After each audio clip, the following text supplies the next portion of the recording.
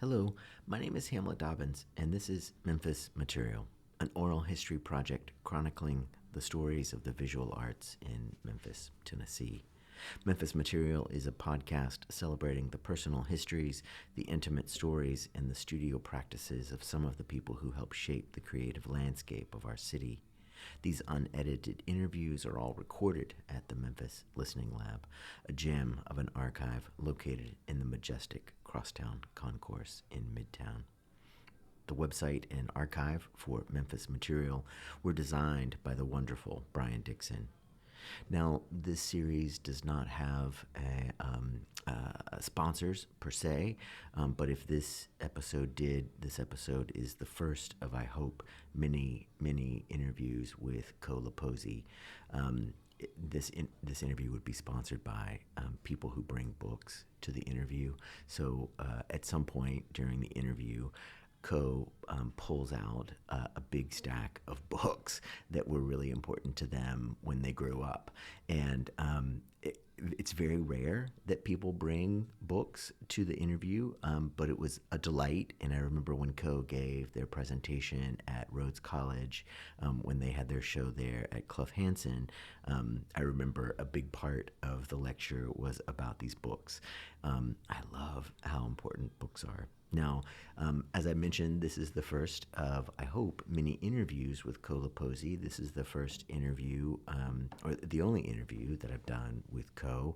And as we do more, I will be sure to release those when they happen. Now, let's see. So this interview was done on March 29th in 2024.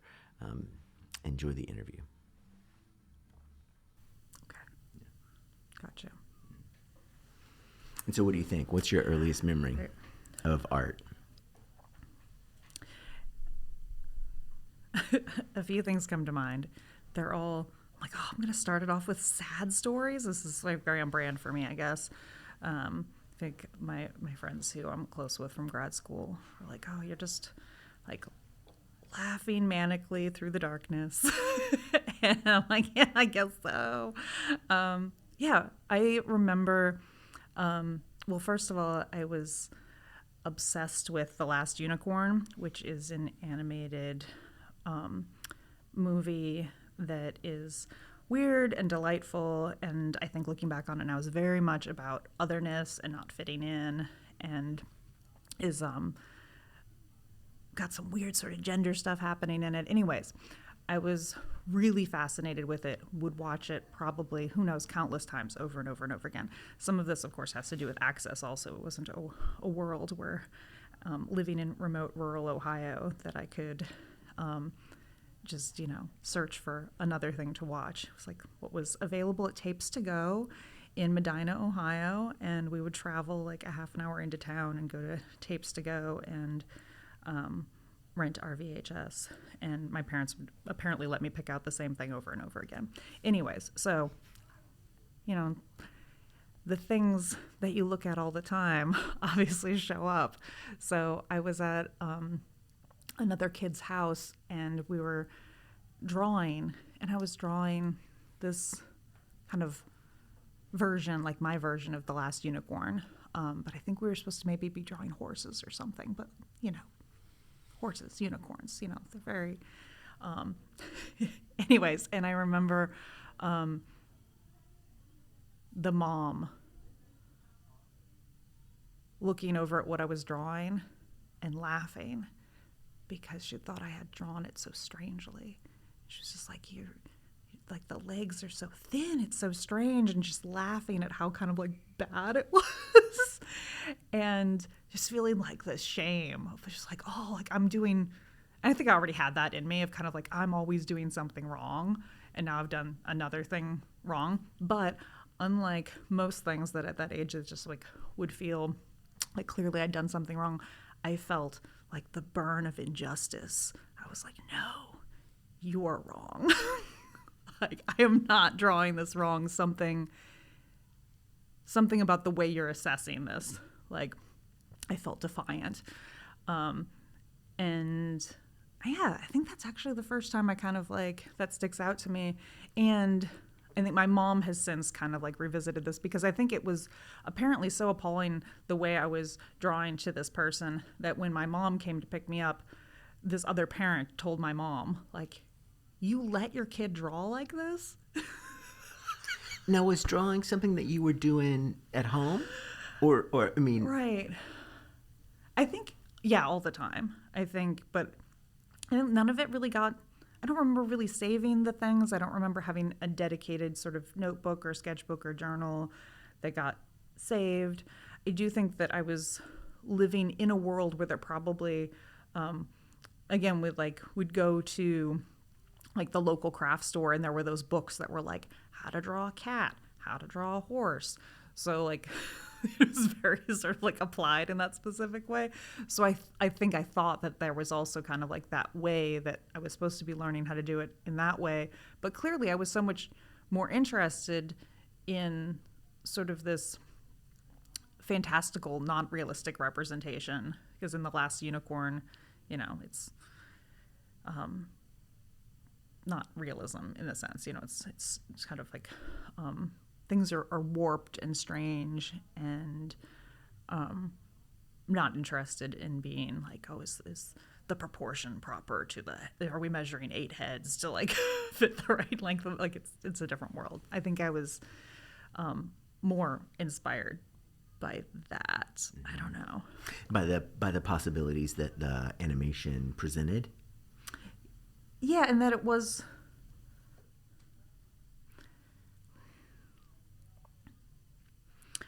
I mean, I guess all this story to me seems like it's about is when, and this is something that actually struck me when I was like getting really close with other observant artists, and they were sharing kind of in a very honest way, like, well, like, why did you think you could do this thing, or what got you into this? Why do you feel compelled?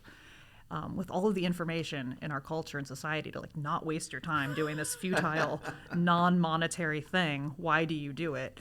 And a dear friend of mine, Molly Siegel, this really exciting painter, is so honest and so observant, and she will say things that I think a lot of people feel but won't dare say aloud. And one of those things I think was that she shared, like her version of this is that. Like that she was always, if I remember correctly, that she was always encouraged, and that it was like a part of like her identity and her family and the people who knew her that was like, Molly's a good drawer. Molly's a good artist. Like you are special and exciting because like, look at this awesome stuff you're making. And so Molly would joke like, I'm in it for the praise. Like I'm in it because people tell me I'm good at it. And I like that affirmation. And I think that's huge for a lot of people. And then it becomes a huge part of your identity. And identity is so powerful, right? Like once you begin to conceptualize yourself as an artist because other people have kind of given you that, whether it's like permission or like seeing that in you. And it really helped me to kind of hear Molly say that because I was like, oh, I did not have that experience. I was kind of a different, maybe opposite thing of people saying like, don't do that, put that away, you're doing it wrong. And I think that has continued on throughout my life to be like this sort of oppositional way of making where, I mean, it sounds kind of nice to be in it for the praise. But I think I'm in it for the spite. I'm in art making for the spite. Great. I love how you did that thing. Every once in a while when I do these interviews, I'll ask the first question and then they'll be like, and then that leads me up to today. And I'm just like, well, all right, hang on. Let's back up just a second. Okay, we're gonna talk about the house and some things like that. And so I like that though, the idea of spite. And then I also like this thing that your friend Molly was thinking about because that's also, I mean, there's a couple of things that I've noticed that sort of pop up again and again, and one of them is that kind of encouragement, But I'm wondering, what was your house like? Like I can't remember. Do you have siblings? I have older brother, 3 years older than me, James. Okay. And then was art, like you were saying, you didn't necessarily have a sketchbook or like a dedicated space or anything like that, but it was something that you liked to do. Yeah, I mean, I appreciate you touching base on that again and like specifically rooting it somewhere. It's like, because you're like, it's such a good question, because actually you're making me realize something, which is that I probably had like my teeth cut more on things that had to do with like my parents never discouraged me from like rearranging my room. Like I could rearrange it whichever way I wanted, and I was constantly rearranging my room. Like I think it felt like, I like looking back on it, I'm like, was I doing that like every couple weeks or something? I was like, I can make it better. And like, can I put the, like, oh, it seems like, you know, like I thought my options were like the bed could go up against this wall or this wall, and those are the like what if I put it right in the middle of the room, or what if I put it jutting out from the corner and put this shelf behind it? I tried every configuration of furniture in that room, and then started kind of like weirdly building sort of modular things from like, oh, I found this weird thing in the basement, or I made a stack of books to make an end table. So there's like a working with what you have thing, and playing with space, and feeling then how it exists to feel in the thing that you kind of just constructed. And then other things I think I remember playing with a lot. I was obsessed with something that I don't think many people remember, and I thought that I still kind of think they're the best thing in the world. They're called pop beads, and they're little plastic beads that like, boop. So you basically can make a bunch of like necklaces or bracelets by, but a lot of them are round, but I think they also kind of make them in lots of different shapes, like hearts or squares or whatever. And there was like countless hours playing with pop beads, but I wasn't actually making jewelry with them. I was making like wildly long sort of like, now I'm like, oh my gosh, I was trying to make some installation art. It's like making the pop beads into things that could like hang from the ceiling or like drape through the room. I just thought they were the most fun thing ever. And the ease of sort of like, almost kind of like Lincoln logs, where you're just like, oh, like, you just stack these things and they lock together, that you don't have to worry about finding a fastener or gluing them together, that there's kind of like a, you know, very limited way in which you can attach them. But yeah, probably like when I was 4 or 5, I was like, today is the day that I'm dedicating to pop beads.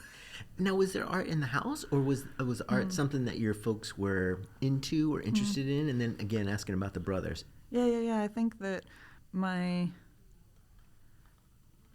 both of my parents,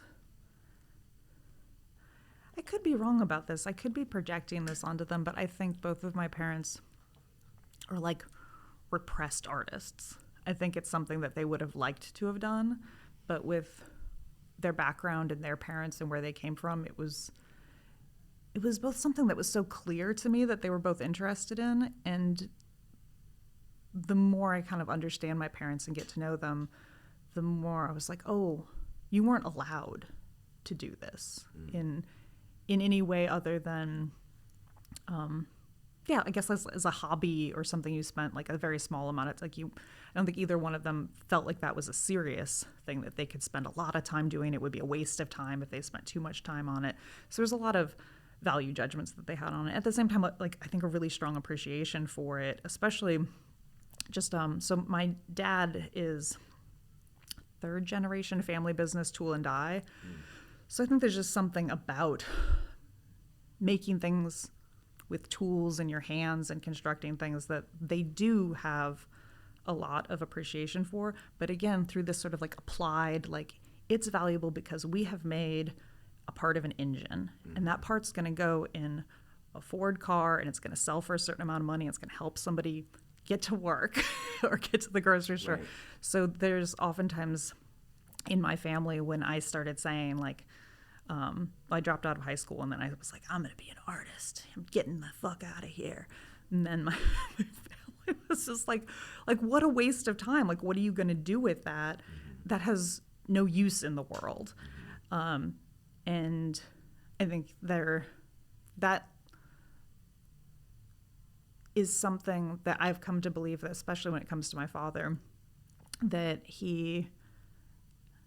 I feel a sort of sadness for him around that. I think that he's actually a really skilled person in his ability to translate sort of like emotive or complex things into strange little drawings or objects. And I've seen him do quite a bit of that.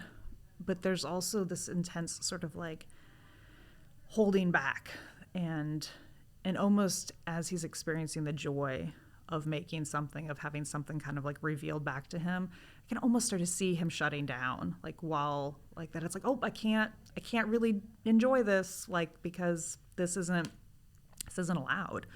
Now, what year were they born? Oh gosh, that's such a good question. My mom, I always just actually blank out the actual years. My mom's turning 80 this year. Oh wow, okay. So your mom's sort of my mom age. Yeah. Yeah. So my mom was born in 46-ish. Okay. Or she was born in 46, but she's 80-ish. Okay. I love 80-ish. Yeah. It's a good age. But I mean, I think one of the things that I've really sort of wrestled with a little bit this year teaching that professional practices class, because like I remember when I took that class, like my teacher Larry was like, look around the room, only 2 of you will be making art in 5 years, and then only 1 of you will be making art in 20 years. Mm-hmm. And then my brain was like, I'm that guy, yeah. But then there's another part of me that, like, the more people that I show my students, the more people where art is a part of their life, one way or the other. I mean, to me, it seems like that place where your dad was like the stuff that we say that we're doing in class. We're providing opportunities to problem solve creatively and to find that kind of pleasure in looking at a piece of metal or looking at something and then figuring out how to make it, talk about the awkwardness that you felt in the elevator earlier today, except your dad's actually making it do something that helps a car run. You know what I'm saying? And so there's this kind of like, well, it could be art, and then there's all this other stuff kind of underneath it, And I think, especially, anyway, that's just something that I've been thinking about a lot lately. But I think also when you were talking about that creative impulse with your dad, now what about with your mom? My mom took drawing classes, or a drawing class at least, in college. She went to Baldwin Wallace, and I don't know, looking back on it, when I hear her story of it, I'm like, how did you have time to take a drawing class? I'm sure it was an elective, but they're so demanding typically. And she, amazingly enough, so she was on a full scholarship, but the scholarship only allowed 2 years of full scholarship. And she grew up in a family that had such little means, they really could not afford to help. They may have in some capacity, I'm not sure, but like basically the plan was that because the scholarship was 2 years, she finished in double time. She took 18 credit hours every semester and took this drawing class. So she majored in education. She was teaching 2nd grade, I think, by the time she was like 22 or something, 21, 22. She went through really fast. She took this one drawing class that I do think I've heard her talk about in a bunch of different ways. I think there is something, talk about like what you're saying in this interview process, even of like, oh, what gets to happen when you revisit a story with someone over and over again, even, or when you get to see something sort of like shift or unfold over time. Every time my mom has told me these stories, I feel like I get to hear a little bit more, ultimately to say that when we have talked about it in probably the last 5 to 7 years, she started kind of opening up about this experience where she had this one art teacher who was a male drawing professor, and that like basically it's a story about someone being really inappropriate about as a teacher and abusing that position of a power and abusing that position of power and making her incredibly uncomfortable. And what happens is basically he starts asking her to model for him and says he really wants to draw her. And she kind of feels like flattered. And so eventually she kind of is just like, okay, like, sure, like I kind of want to see this drawing of myself that you're going to make. And you clearly are like a very skilled person. And he makes this drawing of her, and she's in the drawing wearing not what she's wearing in real life when he draws her. So he draws her with like a see-through top on. And then other people kind of see it. And my mom felt a lot of shame for this way that she felt like she was being perceived, that he had done that he had drawn her basically nude, even though she wasn't, semi-transparent top, like you can see her nipples. And she's like, that's not how I posed for him, and people now think that's how I showed up. And and the way she talked about it, she was just like, and I like that she loved art and she loved drawing, and that she was like, and I never took another class again because I just never wanted to see any of those people again. So that's, I think, unfortunately, experience a lot of people have, and strangely enough, one that has shown up really loudly in my life. So I think that is, unfortunately, I think the thing that hindered my mom's ability to access expression in that way in her own voice was this really negative experience where her autonomy and her sort of imagery of herself is sort of taken from her in a way where she's, overtly sexualized by a professor. Boo. Yeah. Boo. Yeah. I mean, and I'm kind of like, I'm listening to this book, The Covenant of Water, and it's have you read that? Mm-mm. It's Abram Varghese, and it's this like Dickensian story, and like keeps kind of tooting along. It's like 30 hours long, and about halfway through there was the death of a child, and I had lost my nephew when he was 2, sort of like without reason, and so that just like totally gutted me. And then just this morning I was listening to it, and it was going right along, and it was like, and then there was this girl who was born, and she was really great, and she's overcoming all of the stuff in India that's really difficult, and it's horrible, and then she's in medical school, and then this horrible fucking thing happens with like kind of like an inappropriate sexual thing with a male professor, and I'm just like, I'm constantly reminded about how, of course, my experience is different from that of half the population or 60% of the population. And then also I'm kind of, I've spent a lot of time lately just sort of thinking about those little moments, and how those little moments can be so pivotal for people. Do you feel like, I mean, obviously that was a devastating thing for your mom. Do you feel like that drawing experience helped her in some way, totally shifting gears here, helped her in some way understand the things that you like about art? Because I think for me, that was a really hard thing, was to like get my parents to be like, it's okay, I'm going to do this thing. But they kind of understood because they were kind of makers. And so do you think that was something that was helpful for her in terms of understanding your decision to be an artist or be artsy? That's such a good question. I actually hadn't connected that experience of hers with a way in which she thought about what was possible for me. It's interesting. I think that maybe my mom has given me this kind of, in both a place geographically in Northeast, sort of rural Ohio, but kind of in that general area. I think a lot of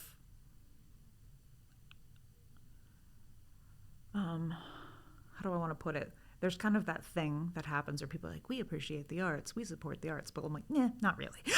It's not actually happening. And then, yeah, basically to say, my mom, I think, gave me this incredible gift of just not saying anything negative. I don't remember my mom ever saying, don't do that, or that's a waste of time, or what are you going to do with that? I think she also knew very well the bases were covered there. I was getting that from a lot of people. And she's like, I don't need to say that anymore. And I would talk to her about how frustrated I was that that's how that was greeted. And the only thing I ever remember her saying is, and clearly she was nervous about the decision. I see that more looking back. I remember calling her from my little first apartment in Kent, Ohio, and I had just started taking I'd gone from, dropping out of high school, community college, and I was in I was like, oh my God, I finally made it to like 4-year university. I'm going to be here with the real artists. It's going to be so exciting. I thought it was going to be like fame or something. I thought I was like going to be with like the really like ambitious people. And that wasn't the case. So I was disappointed. And I think because of that, I was a little bit questioning. I both felt less intimidated, which I was afraid to go there because I didn't have that drawing portfolio. I didn't have that painting portfolio. I didn't really know what I was doing. I was like, what the heck am I trying to do here? And my mom, I called her up and I just said, this is still what I'm doing. This is what I'm doing. I'm majoring in art.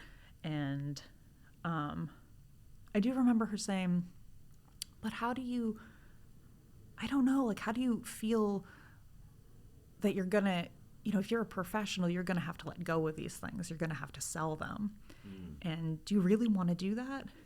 And I think it was her, knowing my mom, her very sort of gentle way to try to be like, are you sure you want to like try to turn this thing that probably in her mind was kind of like a thing you enjoy doing, but like to professionalize it or shift it in that way where I think she was thinking, yeah, if you make this, put all this time into something and make it like, do you want to let go of things? And it did make me think about that quite a bit because I think that wasn't my ambition. It wasn't like, I'm going to make things, I'm going to sell a lot of paintings. So actually my mom made me, I was worried about how I was going to survive and how I was going to make a living and how I was going to take care of myself. But I think I'd already kind of thought that those would be separate things in some way, shape, or form. So my mom asking me that question, I was like, oh, right. Sometimes people do sell art. And what would it feel like to have something sort of like go out and live apart from you and have its own space in the world, and to do that over and over and over again. And I think at first it kind of maybe a little bit made me question it. And then the more I thought about it, I was like, that's the coolest thing ever. The idea, whether they sell or not, that's like that it goes out. Right. Well, I mean, for me, one of the things that I think is so interesting about all of that is that, for us at U of M, so often there's no model for our students to see what that might be like. Do you think that was kind of the case with her, where there wasn't an idea of, like, there were no pop culture ideas of artists? Like, what do you think or were there artists around that you were aware of or that your mom was aware of? Yeah, I mean, I do remember there was a sort of, and this like maybe it loops back again to a question you've asked, is like the art in the house question. And my parents did have this sort of annual thing that they did together, which was they went to Art in the Park, which is one of those sort of little in the town square. The artists set up all their little vendor stations in the tents. And so I grew up around that. And I think that felt to me for a while, especially when I was young, like the way to be an artist. And even though what I really was excited about, like when I was like, oh, I want to be an artist, like I didn't want to necessarily like mimic what was happening in those spaces maybe as much as when my mom like took me to the Cleveland Museum of Art, and I was like, this stuff is weird and like I don't understand it. And that felt more exciting to me. It also felt so far away and indiscernible. But they did buy something. They bought a piece of art at Art in the Park every year, and they had kind of like a little collection going in the living room. And when my parents got divorced, they had to split the collection. And it was so interesting, like who picked what, like, and it really surprised me. I was just like, I would have thought my mom would have wanted that one, but she, like, and my dad wanted that weird painting of the ship on the shore. Like, I know he's into sailing, but like, I didn't think that one was really his thing. But yeah, their collection, I think if I'm remembering correctly how it happened is, and maybe I'm remembering, like, might be conflating my parents' stories. This might be what my mom thought was going to happen. I think she said something about like that he would come over and that they would each pick one until they had split the collection. Like a sports team when you're in grade school. Who's coming with me? Who's going to be on my team? And maybe my dad was just so, maybe what really happened is one of them just picked half and then the other person kept what was left or something. It might not have happened that they actually went back and forth, but the collection did get split. And it was interesting to see the curatorial divide, My mom, I joke now, I go home and I like send my friends pictures of my mom's house because I'm like, this is where I'm from. Check out this world I live in. And there's, like the further I'm away from home and I keep going back and you see things differently. And I'm like, my mom's house has a lot of ducks. There's a lot of duck art. There's a lot of duck figurines. Don't think of my mom as somebody who's really excited about ducks. I've never heard this expressed, but when you look at the collection and like the tchotchkes in the house, there's a lot of ducks. So the last time I went home, I took a little picture of each one and I made like a little Instagram reel that was like a little duck goose, like all the ducks in my mom's house.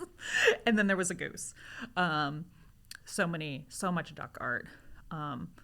Which is what you will find when you are shopping and making a collection. I think also that is like the kind of work that's happening in the gazebo in like a little downtown sort of rural space. So it was there. I mean, it was at the house. I mean, some people I talked to, it's just like there's nothing, or there were calendars, or there was very little. I mean, I know for me that was really important, and I'm always curious too, thinking about that. Like, I always think it would be a great show to have, like,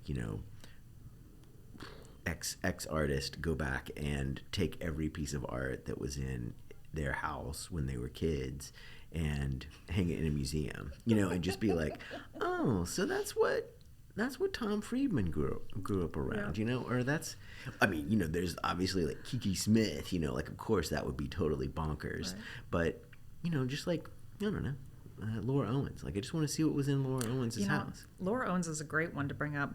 Laura Owens actually grew up kind of a little bit close to where I grew up and is an Ohio person. Okay. And I feel a sort of affinity.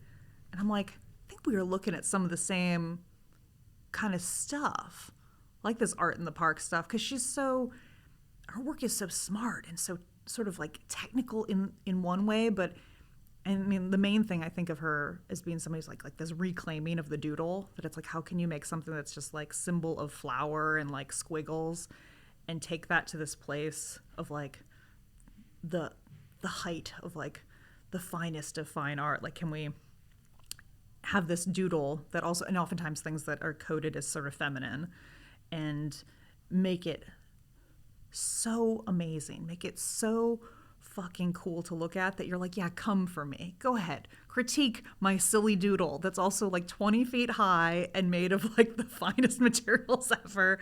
And you can look at it for, hours and still find new information in there. But yes, I think Laura Owens grew up in Euclid, Ohio. Okay. So like we were probably about 35, 40 minutes apart from each other. You got to write them a letter.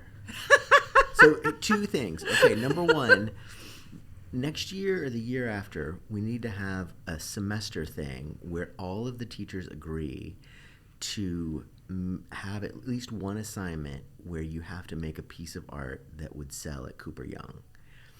And then we could get like an art department booth and then just like have everybody's thing in there and see how we do. And then the decision on whether or not you get an A or B or C is like whether or not it sells. 2, you need to make sure to write Laura Owens a message, a note of some kind, and try this out, because I think this is a great idea. I mean, if nothing else, it would probably like spark something and be super curious. Yeah, I think she's the best. I adore her. So, all right, another thing that you mentioned was going to the Cleveland Museum of Art, which is a bonkers art museum. And how far was that from where you were? I think probably about 40, 45 minutes. Okay. Yeah, maybe. And was it a place that your parents would take you? Mm-hmm. Okay. My mom was being real super mom when me and my brother were really young. And I could be remembering wrong, but what I remember of my time, really like, 5, 6, 7, probably 5 or 6 years old, that my mom would like take us out to stuff all the time, like natural history museums, science museums, parks, all sorts of different places. And I think we went to the art museum a lot. So it's kind of, certain things are almost a little like burned in my memory. And it's so strange now to kind of go back and get to see some of those pieces that you're like, oh, like I saw this when I was, 4 or 5 years old, and then I probably saw it again the next year and the next year. And of course they swap out some of the stuff that's on display. But the last time I went there, my mom and I signed up to visit at the point in the COVID shutdown where the museum wasn't totally closed, but you had to sign up and you had to go. They would only let very, very limited people in at certain hours and start like really early in the morning. And because my mom's age, we could kind of get in really, really early in the morning when like they really were going to let like 10 people in at a time. It was like the senior time. So we went, and what a strangely, I mean, for the most unfortunate reasons possible in some ways, but what a magical way to get to experience a museum that typically I'd only ever been through when it's kind of packed, or at least has like a fair amount, to just be like, we are the only people in this museum besides a few security guards. I don't think we saw but one other person there the whole time we were there, and walked through. And I remember kind of like walking around the corner and seeing the Donald Judd stacked sculpture. And there's so many versions of them everywhere anyway, so it's kind of like, hello again, Donald. Nice to see you. But also, hello, hello, hello again, because I'd also seen that exact piece so many times since I was a kid. And I remember just like, of course, when I was a kid, I remember just like the sort of slickness of it and the polish of it. And then I kind of wondered, like, I was like looking back on it, I'm like, is there something about my family being like tool and die metal people? And they did the like metal stamping. That I was seeing a lot of that and seeing how those things were getting made in the shop, that I saw the Donald Judd and I was like, that could have been made in my dad's shop also. Like it felt like seeing that materiality that was sort of tangible and that I saw get crafted into things and saw go through this like crazy stamping machinery when I was a kid, and then seeing it in a fine art museum was like, oh, look what that material can do too. And I think a lot of artists will have that thing where there's the museum that they go to over and over again, and there's the piece that really sticks with them and that they've seen a million times. Like there was this art historian that came to Memphis a while ago. His name was Jim Yud, and he was from Chicago, and he was saying, like in New York, of course, it was like Picasso's Demoiselle d'Avignon, and then in Chicago, of course, it's the big Seurat painting. And then my friend Jameson swears that for him, the whole reason he's a painter is the Des Moines Arts Center has that Philip Guston to MF, the one where it's like the head turning away from Guston. And so, like, are there pieces aside from this Donald Judd piece? Are there pieces that are in that collection that particularly resonated with you as a kid or now? Nothing quite stands out like the Donald Judd stacked sculpture. That really kind of was this weird, like, almost like electric sort of like route. Like when I walked around the corner, I was like, oh, I hadn't thought about you in a minute, but like here you are again. And I really remember being struck by that piece for probably completely superficial reasons in some regard. Like it's shiny and metal and kind of some beautiful sort of color interactions. But I think also it's like, I think that there was things happening there, sort of like a connection to something that I was seeing in my life. So I really loved going to my dad's shop, and the smell of like sort of like motor oil and metal and sort of like that welding smell like kind of gets me every time. So it's funny that I'm not really at all have become somebody who works that way. But I thought when I actually went to undergrad that I was going to pursue sculpture, because that was actually where my skill set was. I was like, I know how to build things. I've been fixing stuff my whole life. And that's where I felt comfortable. And then it ended up not being where I felt comfortable, because two things. When I was just taking classes, I took the sculpture classes, I was like not liking the vibe over here. It just felt out of place and strange, I think, for numerous reasons.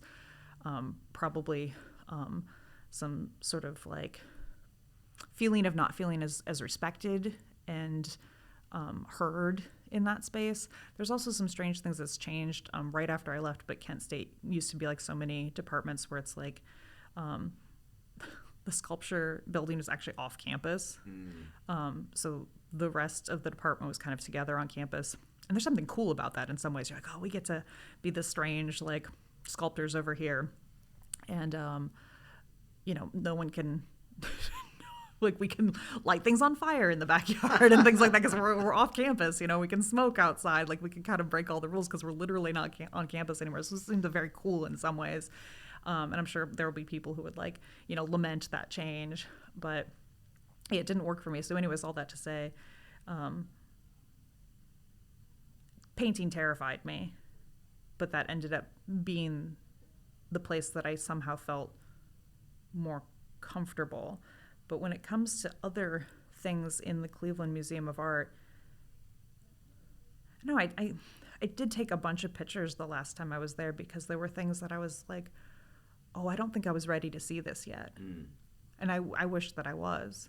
I looked at some of the work in that collection, and it was like I could see it for the first time. I think I wasn't.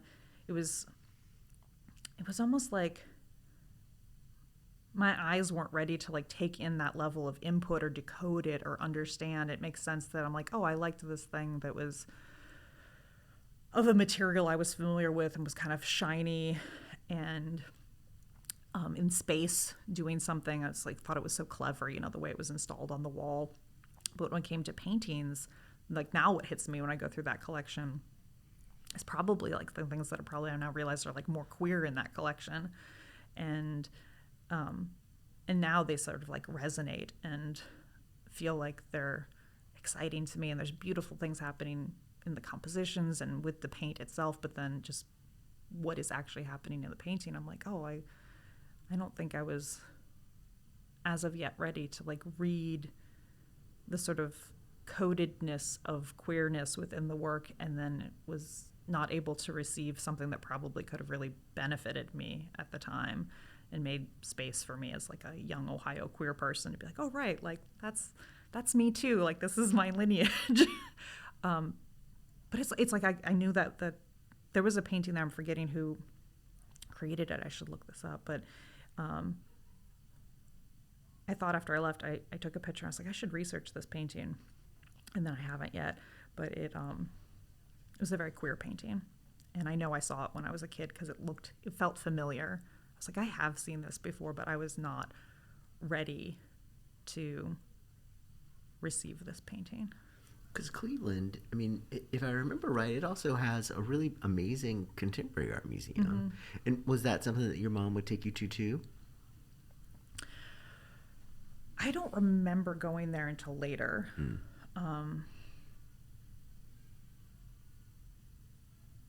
Though most of what I remember looking at in the Cleveland Museum of Art is the more modern to contemporary wing.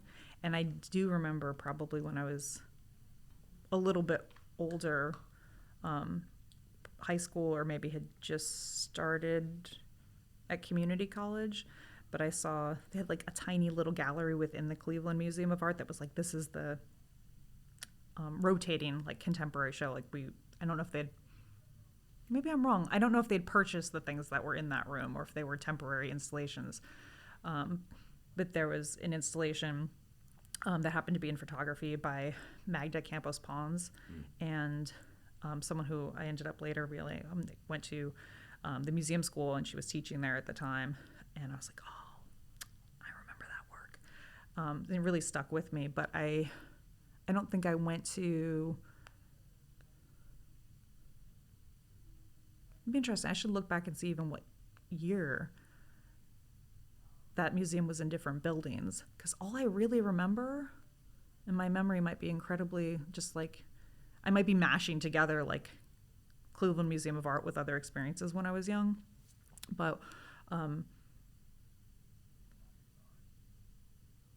I don't remember going to that until I was at like community college, like 1999, of going to the Contemporary Museum of Art.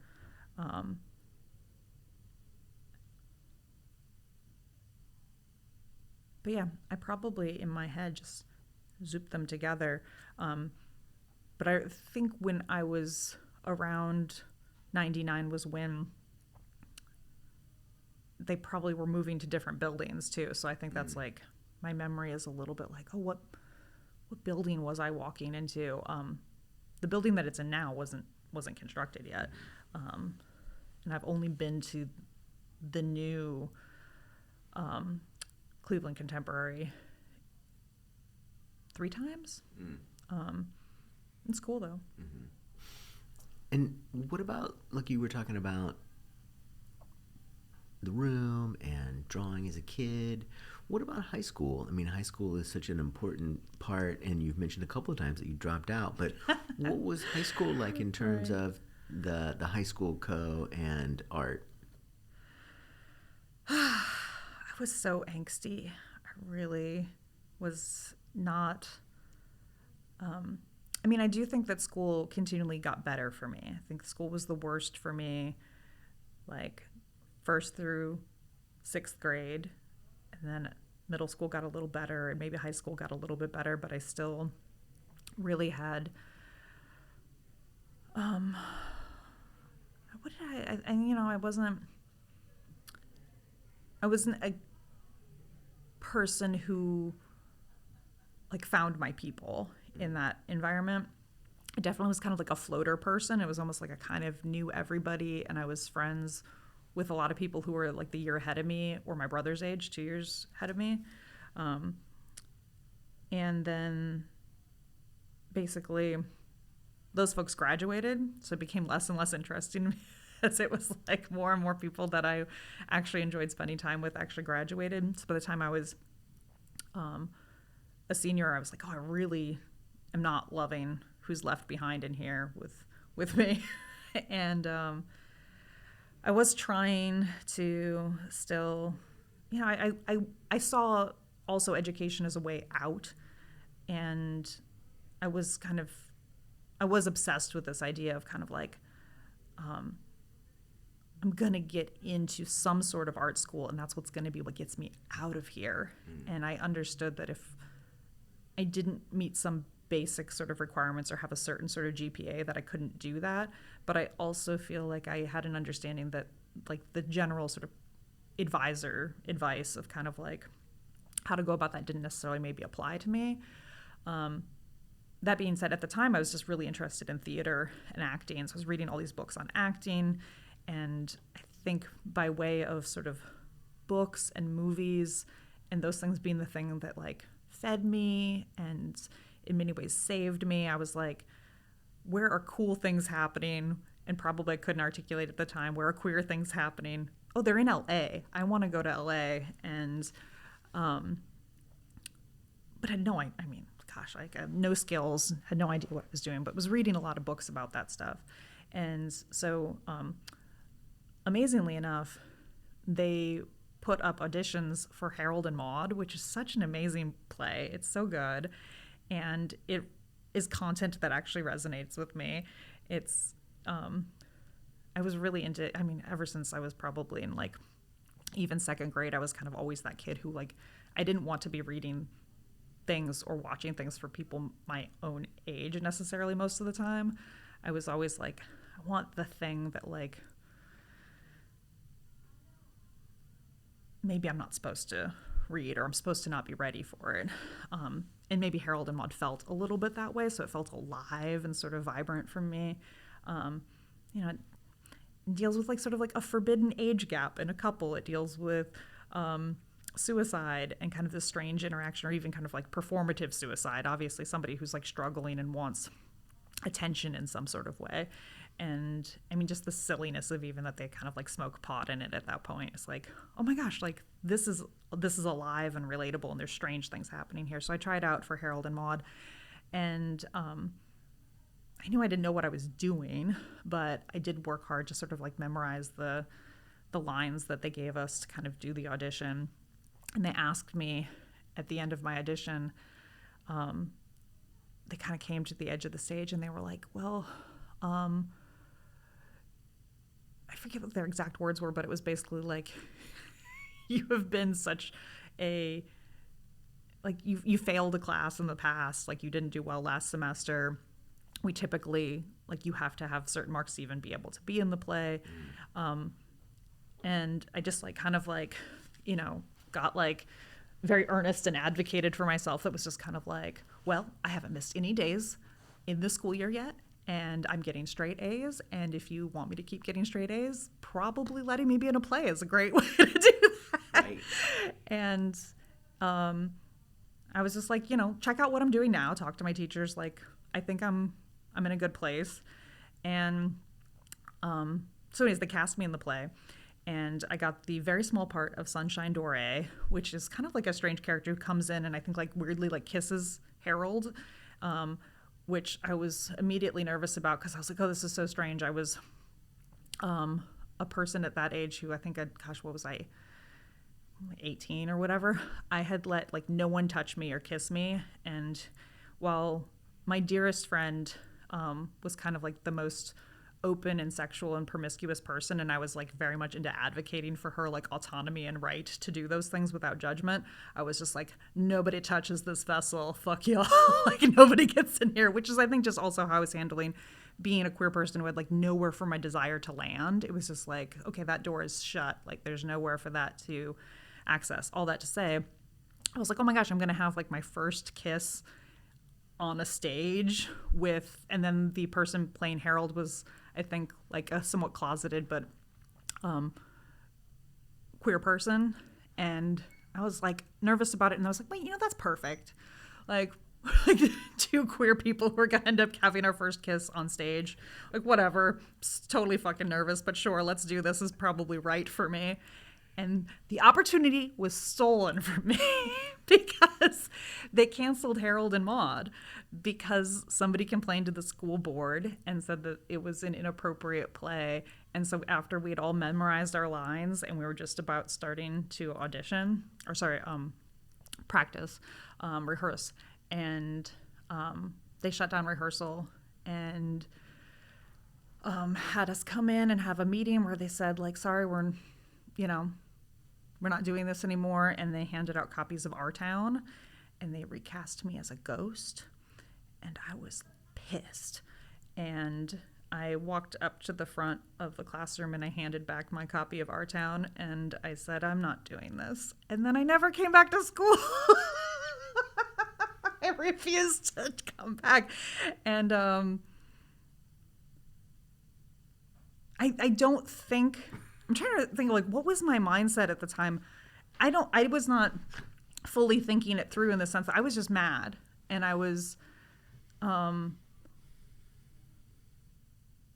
it probably was cumulatively like me feeling like, oh, here's another instance in which something that matters to me can't live here. Like, it's like, I think I took it personally that the play was being attacked. And it also felt like that sort of rawness that I think still maybe mostly teenagers can lovingly possess.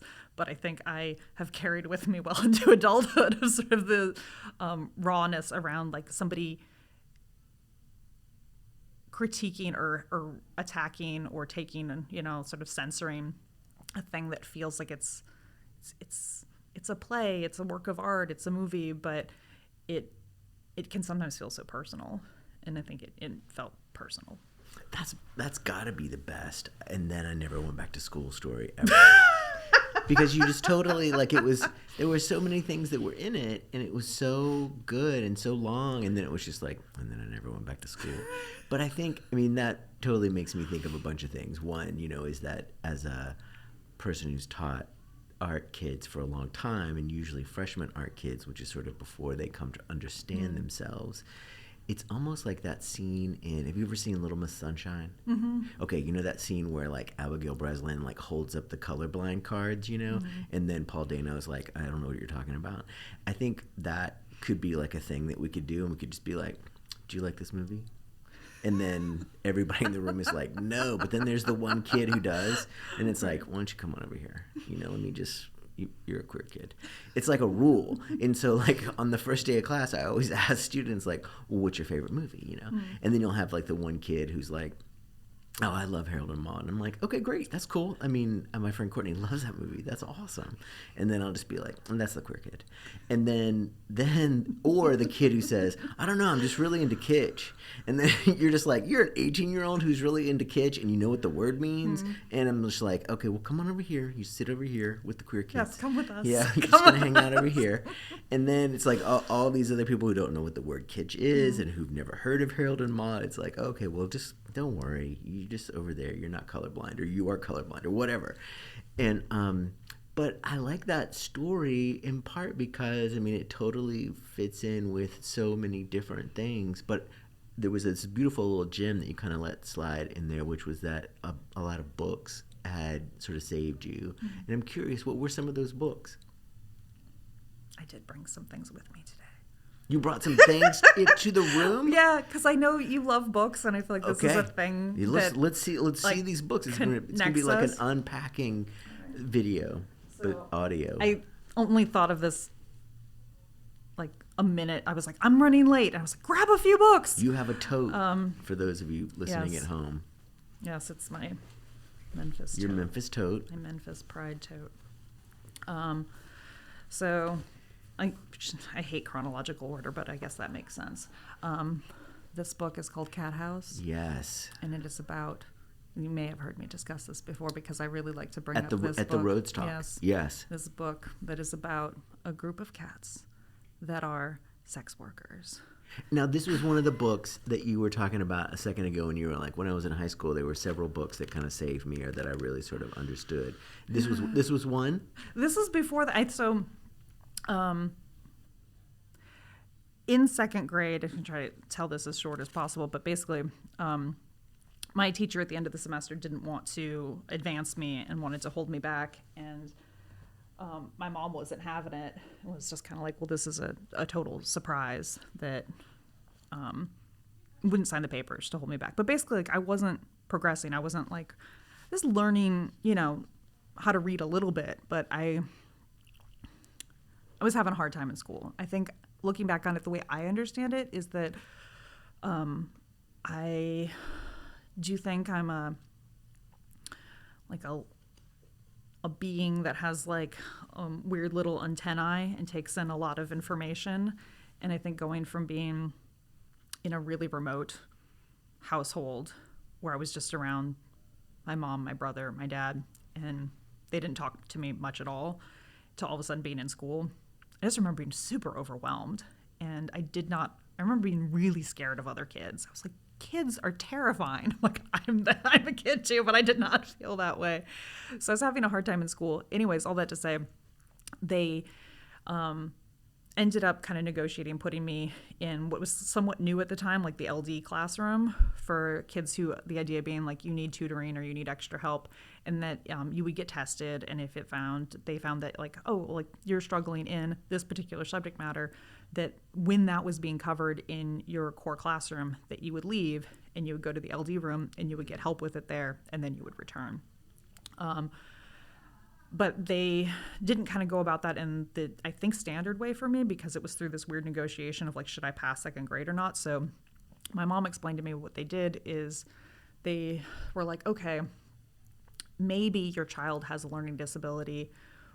We will advance your child to third grade, but we have to start testing. And then when we figure out what's going on, like we'll kind of proceed from there.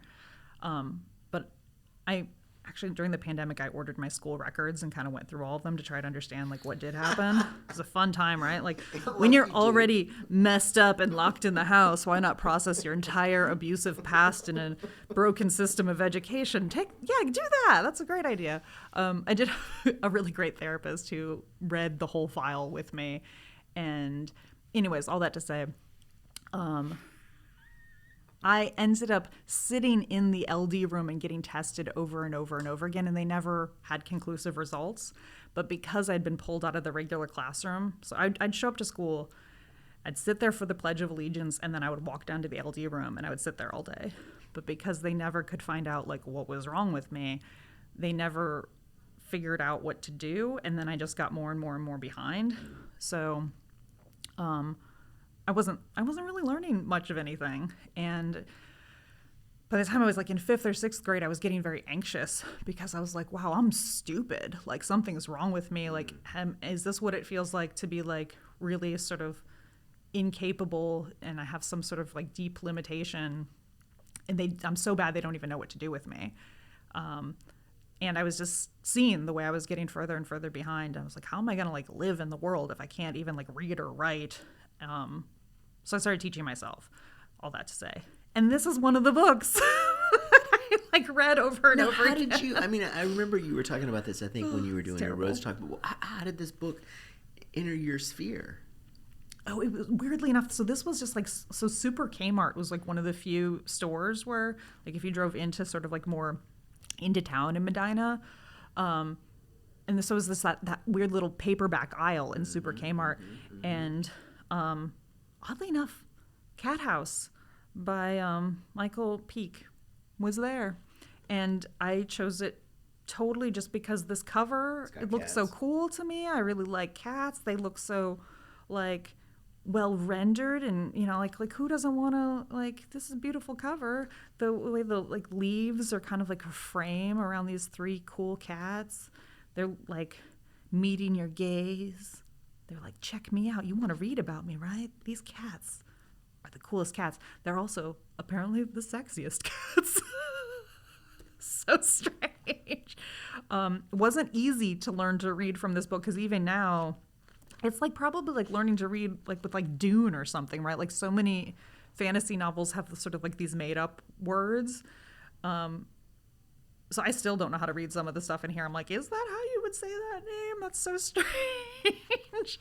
But yeah, I read this over and over and over again, and I don't think I really understood it either. I think at some point I was kind of like, wait a minute. So that's what's going on with the cats. And it is like, I mean, it's terrible. It's through this like horrible sort of like sexist lens, like horrible things are said in here. But I think I do remember like my understanding of it as a young person was like, oh, these cats are finding a way to like have autonomy and fight back through this kind of activity. So I did think also, as a person who didn't understand how I would have a job in the world and didn't feel like I had any sort of like skills that would allow me to take care of myself, I read this and I was also just like, okay, so I'm learning how to read and I'm going to probably grow up and be a sex worker. Like, that's probably what's going to happen. And do you think, I mean, was that book sort of singular? I mean, were there other books that were in the rotation? Or, I mean, I know a lot of kids, my kids included, you know, would have a book and that would just kind of be their thing. They would go back to it again and again and again. Were there other books that were also in the rotation for you, or was that kind of like a familiar friend? What were they? In that time period, 5th and 6th grade, probably the book that ended up meaning more to me in some ways and kind of was the going back to thing is there's a fantasy author, Piers Anthony, who's very prolific. He's kind of one of those people that you're like, how many books are you writing every year? Are there this many books? But I got really into his books, and when my mom would take us to Parmatown Mall, where it was like where they kind of had like the bookstore, you know, where you could actually, it wasn't the Super Kmart where there was just one aisle. I would go to the fantasy section and find like all the Piers Anthonys, and I was like, can I get a new one? Can I get another Piers Anthony book? And I was into the Chaos Mode series, I think, if I'm remembering correctly.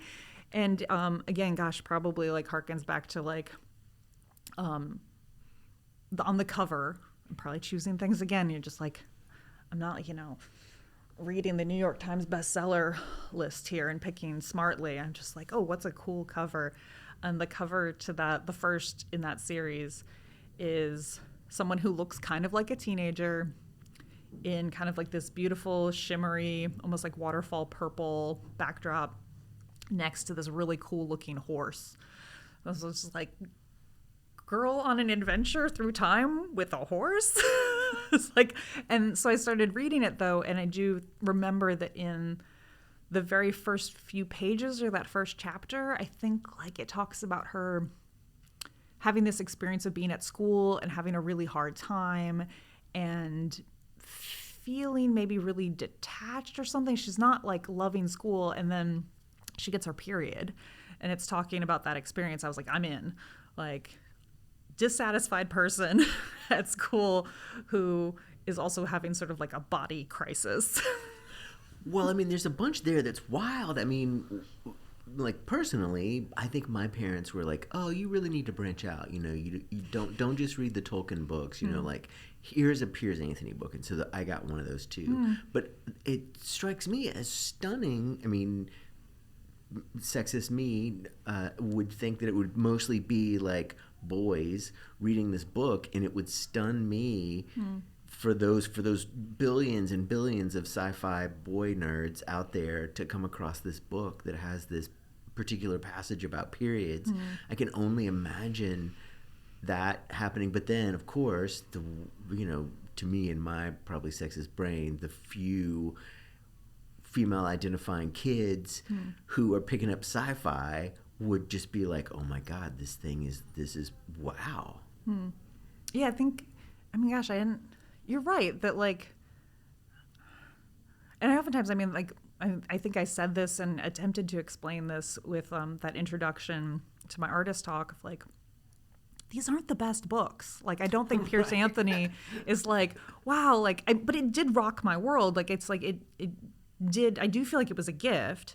It came with like all sorts of other, there is, I think, quite a bit of like sexism in his work and a sort of strange sort of limitation around some ways of even kind of conceptualizing like fantasy and relationships, and it feels like almost sort of like at this point I've kind of revisited some of it. I'm like, wow, this feels like archaic to me now.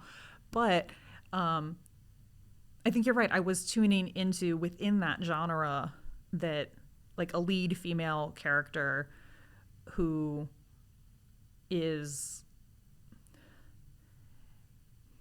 she's not incredibly well. I think the character's name is Colleen. She's not. I revisited. She's not incredibly well written, but from what I had to compare it to, was a fuller sort of character. Even that, like, that she is kind of like in a crisis unto her own, and that like her body is talked about in a way that's not sexualized, though of course it is later. Yeah, that kind of was doing something for me, and I'm sure that's like when I was kind of scanning for but couldn't name what I was looking for, that book, I mean, if I could be there next to my young self, I'd be like, look at the Octavia Butler. Like there are better options. Look, there's some really good stuff in here. You don't need to be reading just like, maybe read the Piers Anthony, but like maybe follow it up with the Octavia Butler, like cleanse your palate. But I did not find the Octavia Butler. Now, what are some of the other books you've got in your tote? So these are kind of like, I guess, touch points. Like the next thing in here is, you'll probably recognize this. This is from, I think, 2001, and it's the first in now what has gone on to be like gosh, how many? There's like close to probably 20 of them now, as the Vitamin P series. So this was the like New Perspectives in Painting first Vitamin P, which I think there are 3 now. So this came out my freshman year in college. Like, how lucky am I that this just happened to be a thing that was like, hey, I'm being published right when you're kind of in the moment where you need to receive this. And I don't like, even with going to, the art museum a lot when I was a kid and in high school even a bit, like so many people, I didn't know what contemporary art looked like. I didn't really understand what was the broad range of what was happening in contemporary painting, even when I left to go to a 4-year school and like study art in some way, shape, or form. And so like, yeah, I thought maybe I would like major in that my concentration would be sculpture, or that I would study acting, or that I would do stage design, or, you know, set design. And then I found this book, and I was like horrified, because I was like, I don't know how to technically do any of this. I don't even know how to draw. I like how you're holding it. I mean, in my brain, I'm making this connection between you and like the Price is Right models, and they're like, "Look at this Formula 409. I do Isn't kind it of great?" And then they do it. the thing with the fingers where they sort of unfurl the fingers as they're looking at I it. can't help it. It's so special to But me. you know what's interesting to me, like whenever I think about those books, is they're the 2001 version of Instagram, you know, because you're just like, Oh my page, gosh. page, page. And then at the end you go, who was that person that you liked, Coe? And then you're like, and then you flip back and you go back through and you're like, oh, I can't find it anymore. You know, it's like that same thing. But that said, those books were I mean, there are hundreds of artists in there. There's 108. And it really is. It's like one of those things where they just suddenly, it's like the book version, not only of Instagram, but also of the Contemporary Art Fair. You know, it's like you're just kind of wandering around and you're like, holy shit, look at that thing. And then you're like, what is that? And then for me, the thing that's crazy about that book too is in 2 years, most of those people are doing completely different things. You know, That's like wild. some people are like, oh, this is my thing. This is what I do. And then other people are like, this is what I was doing when I got out of grad school or whatever. But for you, what do you think? Like, were there some particular people in there where you were just like, fuck yeah, what is that? Well, it's funny, I could be wrong, but I think this is where I first encountered Laura Owens. So this did remind, there are 114 contemporary painters in here. And who sticks out? It's like, I mean, like, I was kind of just obsessed with the whole thing. I think Ellen Gallagher ends up being huge for me. I do end up getting to see the Excellento show, I think 4 or 5 years later in New York. Absolutely sort of rocked my world. Still in love with her. I just think she's the best. And sort of even just subject-wise, it's amazing. There's something that like is sort of heartbreaking about some of the imagery and the textural qualities, which was kind of, you know, I think a kind of painter that maybe was more understandable to see myself through, in the sense of like, okay, you're taking a printed image that is from sort of like an archive or a research practice, and putting like, you know, thick sort of plasticine on top of it. It's like how chunky the surface gets.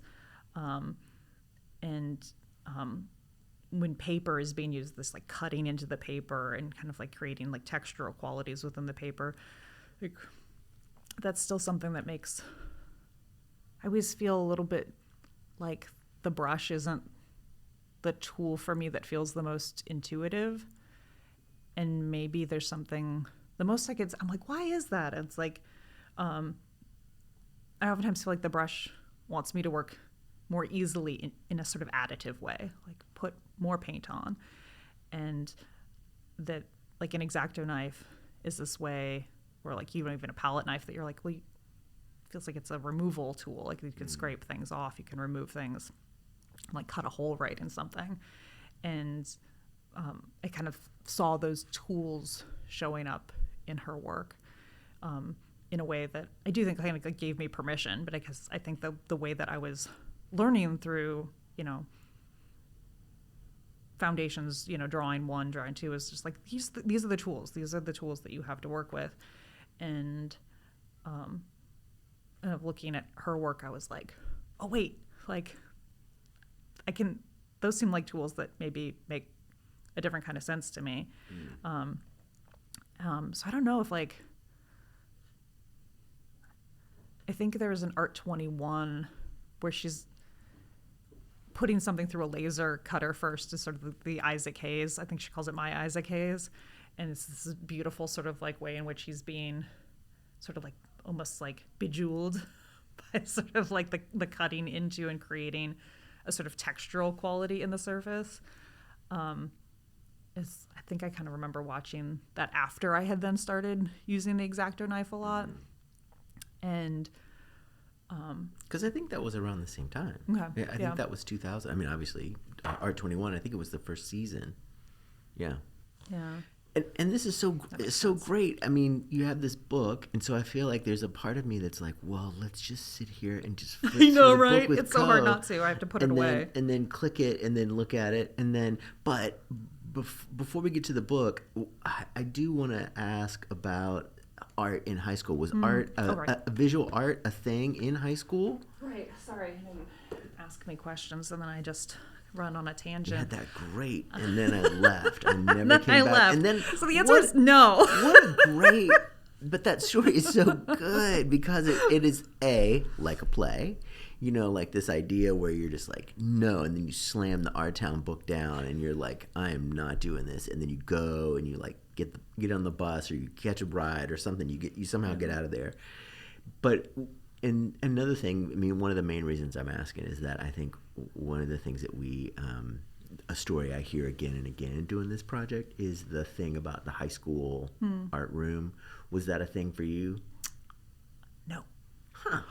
It's okay. Yeah. You're not the only one. There are Yeah. several people who are just like, man, we didn't have art in high school. I certainly wanted it to be. Yeah.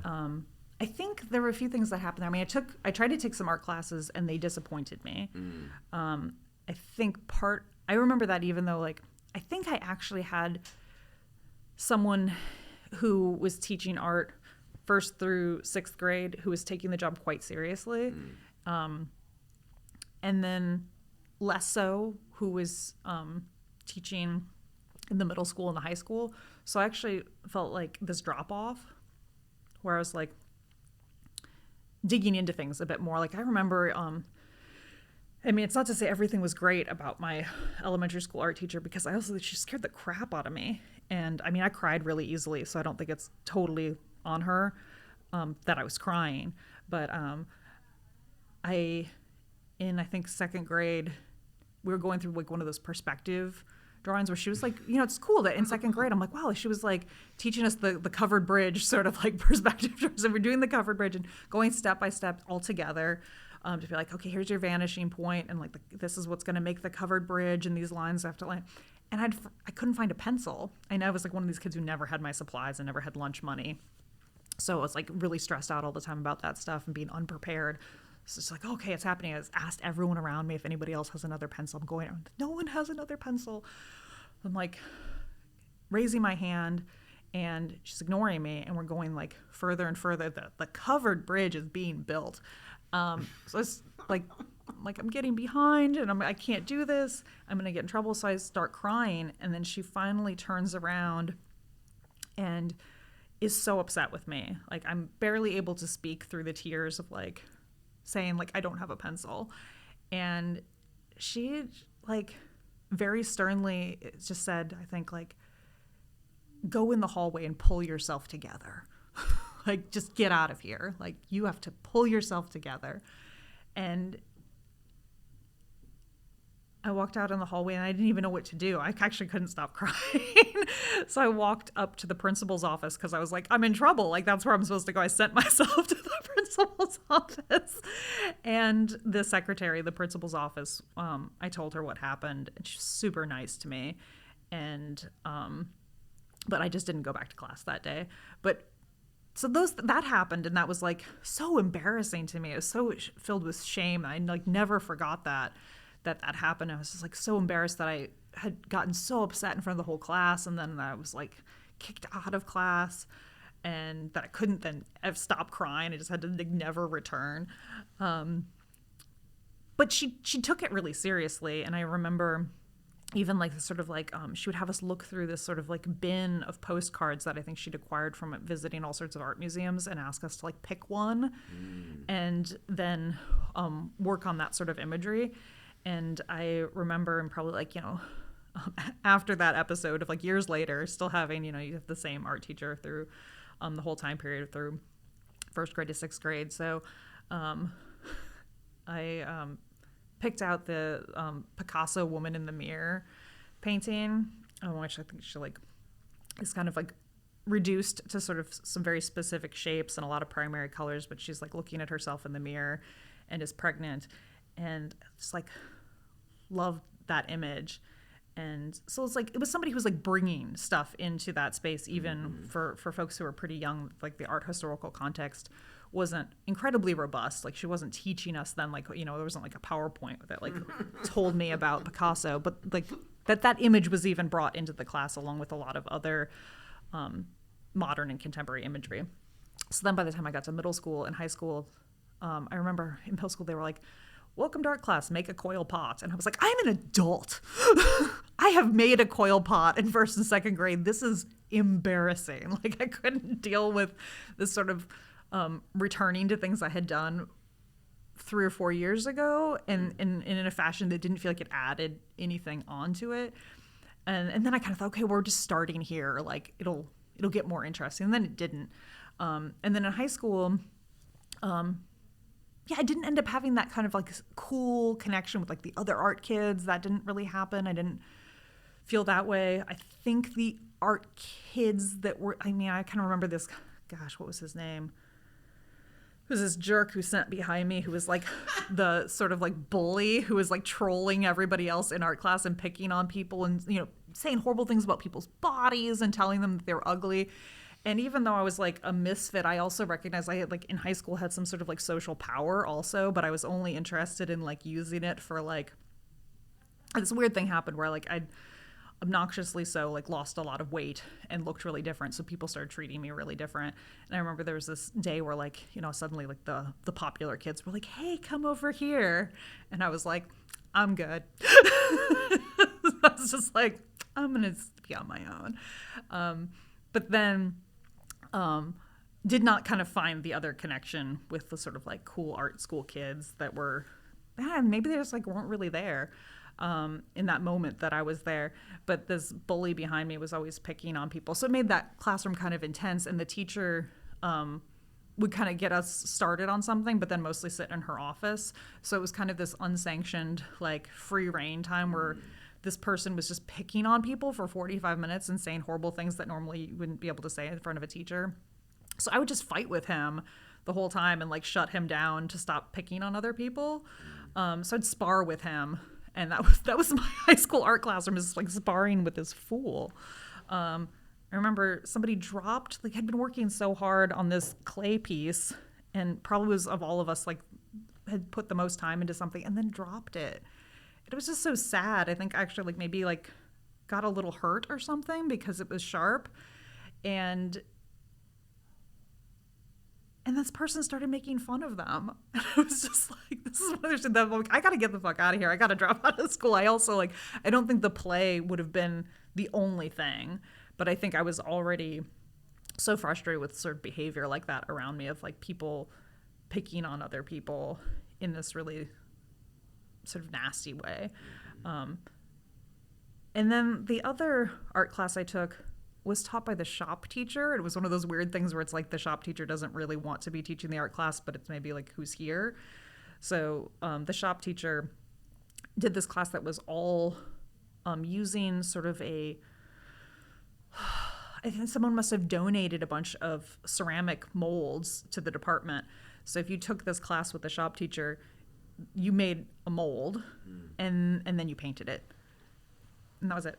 This was really kind of uninspired, and there wasn't anybody, you know, teaching. It was just kind of like you went through this sort of format. You like went in the closet, you picked out one mold from like these 50 molds, and then you were taught how to kind of do the slip and make multiple pours to make it thick enough, and then pull it out of the mold and then paint it. So I was bored out of my freaking mind, Hamlet. I was so sad. Wow. I was so sad and so angry. So earlier you said, you know, like you had you sort of alluded to like, okay, so you dropped out of school and then ended up going to this community college, and when you were at the community college you felt like you kind of knew that this was a thing that you wanted to do. How did you know that, or what was it about the community college where you were like, yeah, I'm gonna do this for art? Yeah, I mean, I guess weirdly enough, even though it's such a good question, because even though I didn't have a portfolio, I wasn't being told you're good at this thing, really, maybe even being told I'm bad at it, I still I still always thought of myself as an artist, and I think I'm kind of reminded by that because I think I thought of myself as an artist because when I was looking out in the world, I was connecting with those things, and that's what I felt. There's just some sort of, this connection just was so more real than anything even in my actual life of, you know, reading a book and finding yourself in a moment of a book, or looking at a painting and feeling some spark of like possibility of something happening far away, and not understanding what you see in things, but having that sort of curiosity of being like, oh my gosh, what is this? Where did this come from? I want to know more about this. So, and I think as long as I can remember it, always when people asked, I was like, yeah, I want to be an artist. I am an artist. And it wasn't till, and then I dropped out of high school and kind of snuck into community college because they didn't ask me for a transcript. And I was working as an assistant manager at Hollywood Video and going to community college part-time. And the first class I took was a public speaking class because I had a sort of strategy that was like, I don't know what the hell I'm doing. I've dropped out of high school. I have no skills. I'm very bad at everything, but I want to do this thing. And if I can get comfortable with public speaking, it felt like this way that was like, oh, by way of this, other people will believe you can do other things. If you can stand in front of a group of people and talk knowledgeably about something, that will help open other doors for me. So I took this public speaking class, and then I took a theater class and black and white photography, like 1 and 2, and then studio lighting. And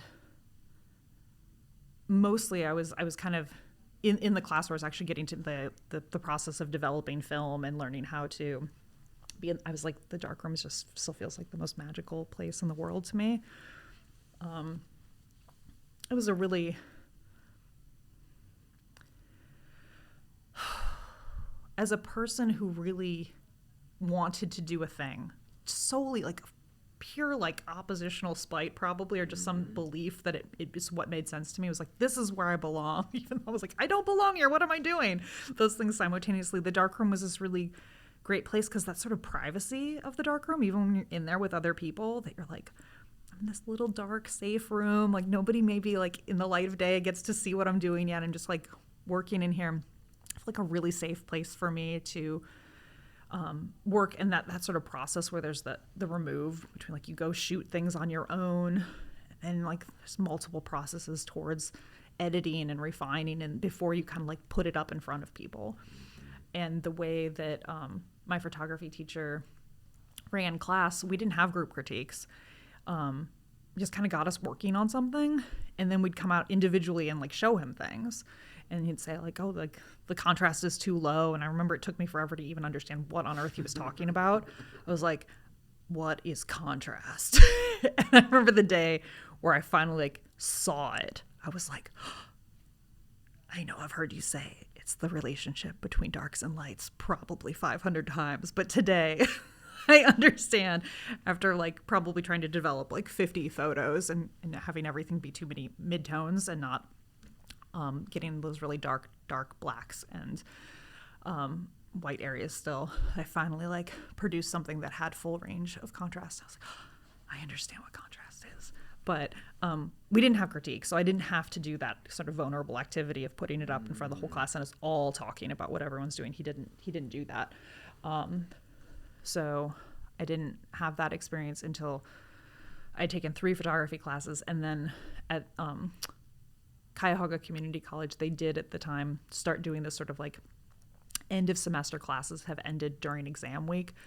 I don't know what they called it, but it was kind of like, it was like a group critique, but it was like supposed to be like, hey, if you're like one of the more advanced students, you can show up and all the professors will together talk about your work. And so I was invited to do that. And it was like scary to me. I remember I worked really hard, like trying to figure out how to mat the work and cut the mats myself. It was like the hardest thing I've ever done. Don't ever try to cut your mats with like a handheld like mat cutter without the professional tools. anyways, like it did give me, like, I got a lot of confidence in that space at that community college. And I also took some art history classes. My professors there were really amazing. They were really dedicated, and they weren't, like, burnt out. They were just so excited to be there with us. Every teacher I had there was amazing.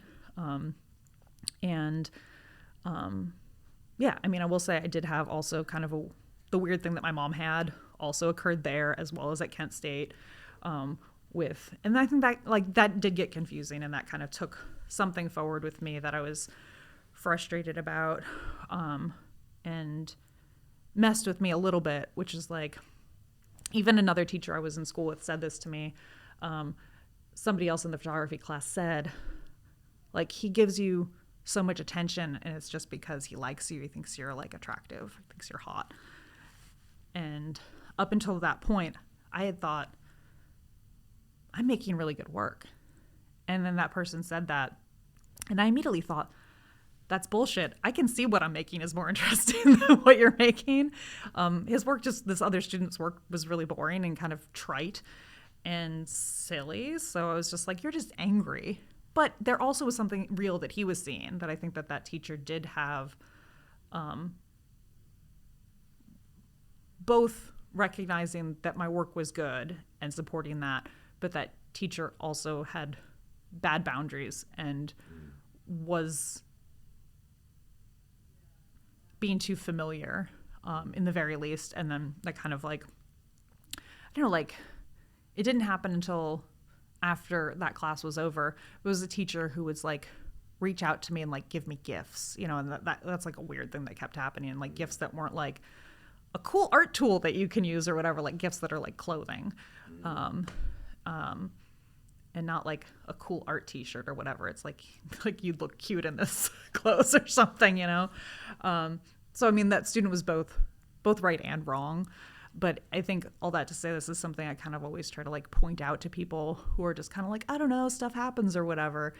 And that it doesn't harm a person who's, like, getting that attention if they want it or whatever.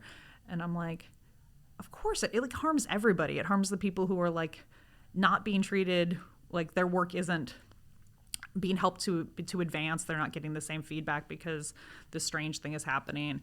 And also, it's, like, messed up even for the person who's, like, getting the more attention, because then I was questioning. Like, then I was like, oh, is my work not the reason that this person is talking about my work more? Is this about me in some sort of gross, reductive sort of way?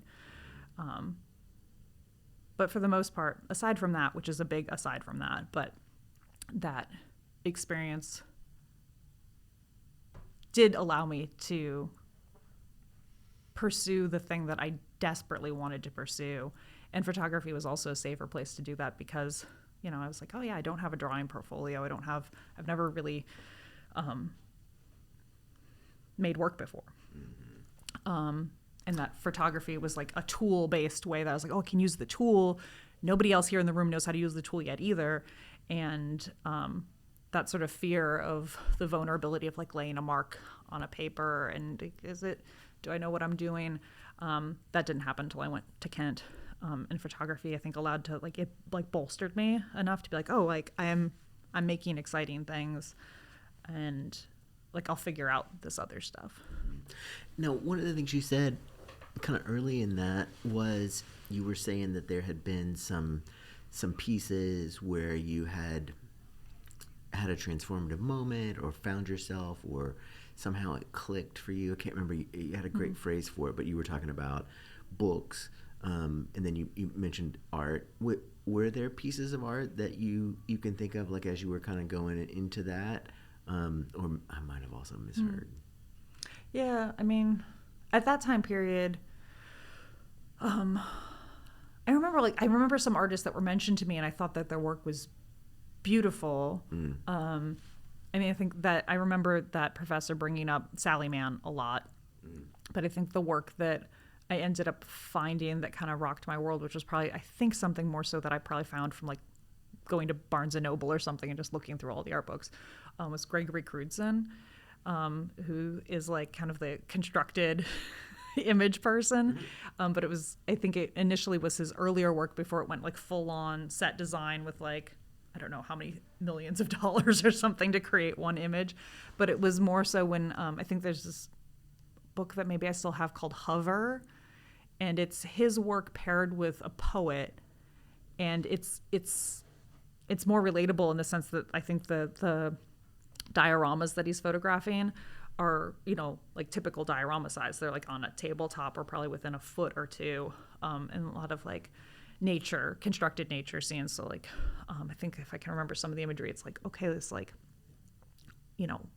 what looks like hundreds of butterflies kind of swarming together, but none of them are real. This is sort of like fantastical, sort of like hyper nature. I was really into that stuff, and weird lighting maybe too, some cool funky lighting. I like how you say it like it's almost a thing. Like, just to be clear, the stuff that I was really into was Patrick Nagel. Okay. You remember Patrick Nagel that did like the Rio, the Duran Duran album cover? I thought that was the shit, man. Like, I thought that was the coolest thing. And so like every once in a while I'll like interview somebody and they're like, oh my God, I can't believe it. I was totally into Gregory Crewdson. And then I'll just be like, what? Like, there are so many, like, I think I might have even thrown that book away because I was so embarrassed by it. But that book is those drawings were really, really good. Yeah. And of course, millions of nail salons agree with me on that. Mm-hmm. Okay. And so you also mentioned something kind of in passing that sounded promising and interesting to me. You were talking about the art historians who were really, really in it. Yeah, I think the thing that stands out the most to me, I mean, I took Art History 1 and Art History 2 at Cuyahoga Community College. They ended up being